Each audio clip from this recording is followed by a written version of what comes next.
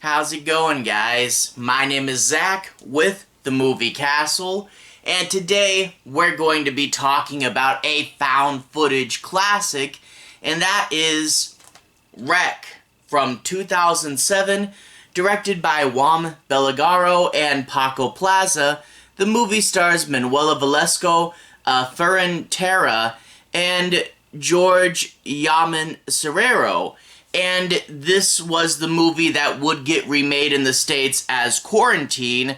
But one thing I really like with this movie is even though Quarantine had its fans, I still remember hearing a whole lot of people talking about the original. When this thing came out, everyone was passing it around and sharing it and saying, hey, you gotta go check out this movie Wreck, you got to watch it, and everybody was talking about it, and I can see why it made such a huge impact. It was a new and original take for found footage and for zombie movies, and it was just, very visceral and in the moment. It really used that found footage to keep you trapped in this apartment where the zombie outbreak is first happening, and it really has that idea of the initial outbreak of the zombies is something that happens a little gradually, and then when it gets out of control, starts pouring out. And you can see that the zombie apocalypse is one of those things that it's all about how early on you can catch it, because if there's just a few zombies, that's not super much of a threat, but then those zombies keep biting people, and you see how the situation can go from creepy and bad, but how easy it can go to this out of control moment, and you're trapped in this apartment, and you really do feel the pressure there with some really good characters. I really do like in this movie that they hired actors that were really good at improv, and in turn they took the moment to scare and surprise them, and they would stay in character and they would keep rolling.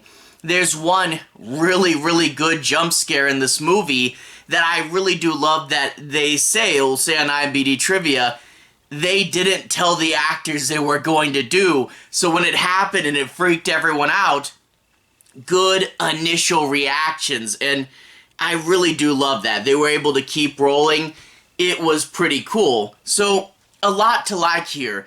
Good themes of distrusting the government. They keep the footage running because they want the truth of this horrible event to be documented, and then just the way that it goes from this, social political thing about being in quarantine to all of a sudden just horror madness. Wreck is really good. Anyway, in order to analyze it further, let's talk a little bit about the plot. I'm not going to do any major spoilers, but I do want to say my piece on a few plot points and use that as a tool to lead to deeper analysis. So without further ado, let's talk a bit about the movie, but again, won't be spoiling the end. Anyway, we open up with the cameraman and host for the show While You Were Sleeping. This is a fictional show in the movie, but even just the framing mechanism I really do like. The idea of a show about all the people that work while everyone else is asleep, the things that go on that you don't know about, and all these little systems in place that have to keep our world running. Again, it could just be some throwaway documentary, but that's a good idea for the show. And today they're talking about firefighters, and it's what happens at the fire station at night, the people there having to constantly be ready to answer calls, and an interesting little tour of the fire station. And it's one of those things where we're not in the horror segment yet, but, I'm like, ooh, well, that's what the Spanish fire station looks like. It's really interesting. And also, we get our characters, she's talking to the cameraman, you do get to kind of know him, but really the Manuela Velasco, the main character, the lead, the host of the show, she does really well. She's got that bubbly personality where you can see how she's a host of a, you know, lighthearted reality show. But at the same time, the way that when, you know, the segments that are meant to be cut out, where she's like, how's my framing? How do I look? Are we getting this in the shot? Would it be better if I was standing over here? You get that bubbly personality, but also that sense of professionalism where you can tell she really knows what she's doing. And when they try to repress her later, when we get to the harder zombie stuff, the way that, you know, she is a reporter and she's like, don't you tell me I have to stop filming. I have the right and the duty to film so that this has to get out and the people have to know. So she does have that fire in her that makes her a really good main character in a horror movie. But anyway, they're sitting at the fire station getting footage, and you know, it's an interesting enough documentary if nothing happens, and they don't want anyone to get hurt, but they're silently thinking in the back of their head, I hope something happens while we're here so we can document it. And they get a call about an old woman who is having medical trouble in an apartment building, so they go out and see her. Well, the police are there, they're going into the old woman's apartment, and yes, she's acting very strange and creepy, and she'll wind up biting two people. That is pretty bad. These people have gotten bitten, they're injured, we gotta get them out of here and get to medical attention. Well, turns out they can't leave. They try to go back to the front doors, they're locked, and they're placed under government quarantine. And we get a lot of really interesting reactions to this, and I do like all the different ways the characters roll. Again, they got some really good actors for this movie. They have to act naturalistically, and they have to respond to all these different things. A lot of them just want out. I mean, this is their home, but if people are getting sick around here, they want out. There's a mother and a daughter, and the dad has left and he's outside because he was going to get the daughter medicine. They want to be together, but then other people start going, you're sick. Maybe it's because of you. Maybe you started all this. Maybe you're the cause, and they start blaming each other. Oh, I have a sick mother up in my room. She can't come down. You said she's sick? No, because she's old. You sure it's not her? And they'll turn and blame each other. And also, there's like a cop character in here that I think is really interesting. He's just a regular nobody cop, but he has the radio and a bit of authority, and they tell him, hey, look, you're our liaison. You're the representative of the government. You have to make sure people follow you and do what we want them to.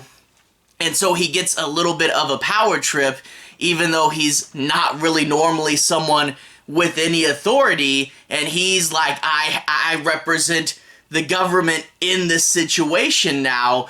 And at the same time, you know, because he's quarantined in there too, government really doesn't care about this guy either. So it's a super interesting, you know, commentary on the power struggle there. And of course, he'll be constantly trying to shut off that camera. And again, you know, found footage. Why do you keep rolling? I really do like the main girl constantly going to the cameraman, don't you dare shut off. This is way too important. And that reporter's nature there is a really good sense of justification.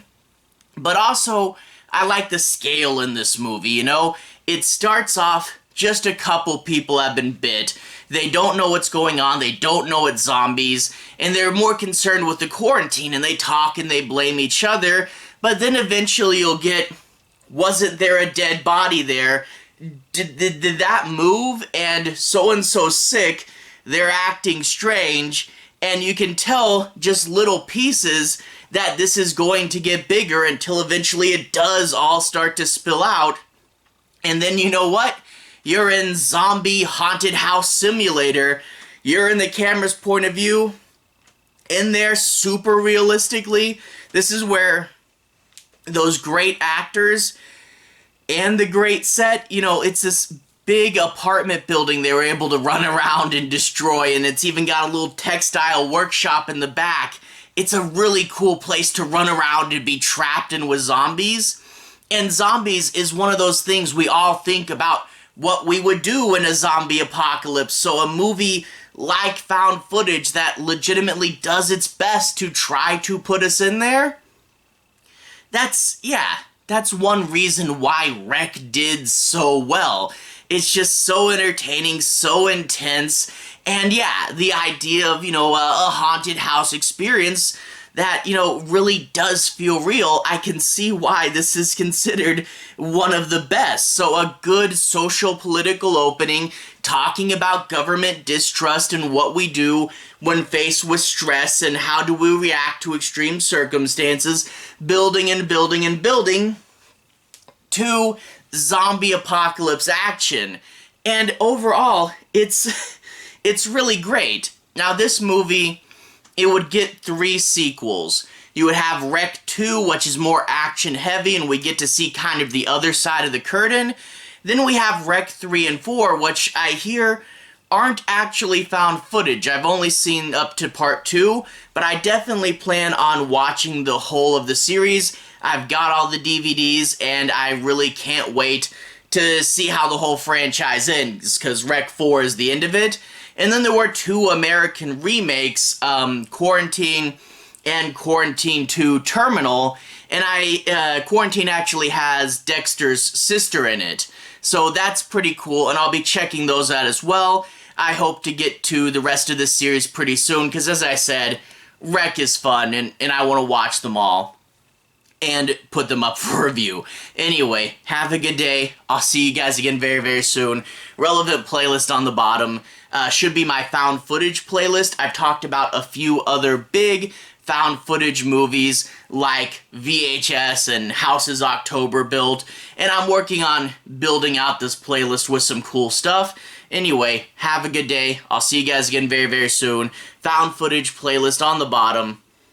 Have a good day now.